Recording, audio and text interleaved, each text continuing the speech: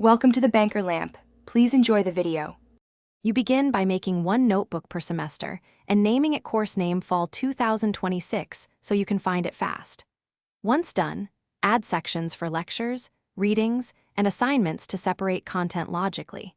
Make sure to enable syncing to OneDrive and turn on offline notebooks so your notes follow you without connection gaps. This upfront structure saves time later because you avoid scavenging through mixed pages. Now you have a consistent place to store everything and can start adding content immediately. You should create one page per lecture and label it with date time so retrieval is quick. Then capture what matters. Type concise outlines, use ink for diagrams, record short audio snippets during tricky explanations, and insert screenshots or PDFs.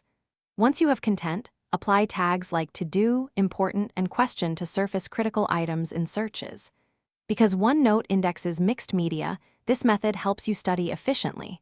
Once tagged, you can filter tasks and review only the most relevant material before exams. You finish by using search and the tag summary to build study lists from your notes. This converts scattered content into exam-ready packets. When group work helps, share sections with classmates and choose edit or view permissions so collaboration stays tidy.